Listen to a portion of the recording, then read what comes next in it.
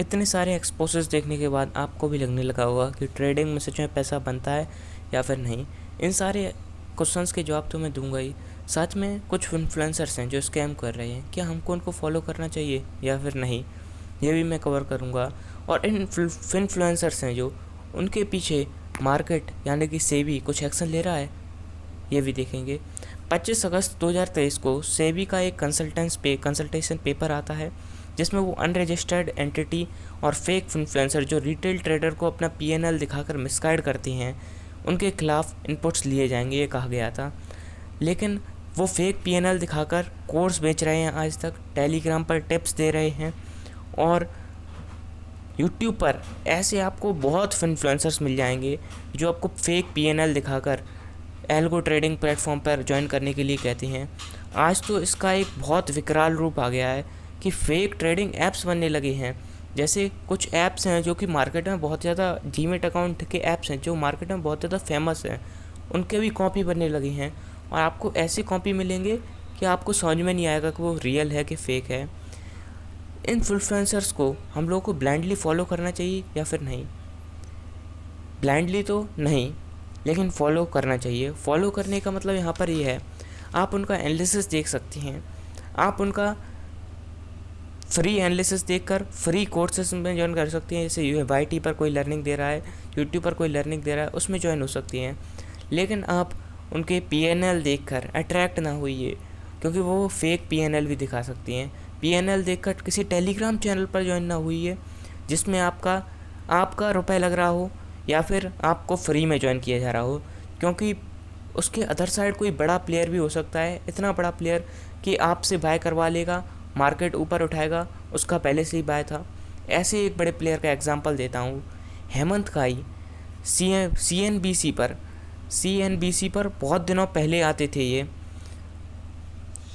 लेकिन ये क्या करते थे, पहले खुद बाय कर लेते थे और किसी भी छोटे मोटे स्टॉक का एग्जांपल देते थे और उससे कहते थे और अपनी CNBC की ऑडियंस को कहते थे कि बाय करना है, और फिर खुद सेल कर देते थे, जिससे इनका बाद में फ्रॉड रिलीज़ हुआ, इनको केस हुआ इनके ऊपर। तो ऐसे स्कैमर्स आते रहेंगे, फ्रॉडस्टर्स आते रहेंगे, आपको फ़र्क नहीं पड़ना चाहिए। आप है रिटेल ट्रेडर, आप अपनी आवाज़ उठा सकती हैं, लेकिन आवाज़ उठाने के लिए भी सेबी ने भी पाबंदी लगा दी है। सेबी ना तो सोशल मीडिया पर एक्टिव है। यहाँ पर देखिए, सेबी के पास आता है एक IPEF फंड, IPEF फंड के अंतर्गत इसके पास, IPEF फंड का मतलब इन्वेस्टर प्रोटेक्शन एजुकेशन फंड, इसके पास 1200 से 1300 करोड़ रुपए आते हैं, लेकिन इसमें सिर्फ यूज़ होता है 6 करोड़। ना ये किसी सोशल मीडिया प्लेटफॉर्म पर एक्टिव है, ना पूरे फंड का यूज़ किया रहा है। तो सेबी और NSE बताते तो बहुत सारी चीज़ें हैं, लेकिन इम्प्लीमेंट बहुत कम चीज़ें करती हैं। डब्बा ट्रेडिंग का आपने नाम सुना होगा, इलीगल ट्रेडिंग एक टाइप है इलीगल ट्रेडिंग का।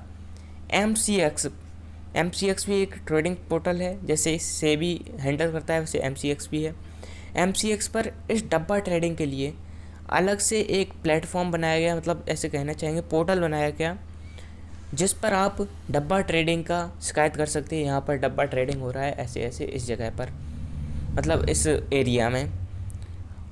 पर सेबी के पास ऐसा कोई पोर्टल नहीं है। सेबी के पास तो एटलीस्ट ऐसा कोई शिकायत करने का पोर्टल नहीं है जिसमें आप अनरजिस्टर्ड एंटिटी के खिलाफ शिकायत कर पाएँ। सिर्फ रजिस्टर्ड एंटिटी के खिलाफ शिकायत कर सकती हैं सेबी पे आप। ऐसे मतलब इतने सारे इन्फ्लुएंसर निकल के आ रहे हैं, तो आपको क्या करना चाहिए, आप इनका एनालिसिस देखिए, फ्री कोर्सेज देखिए।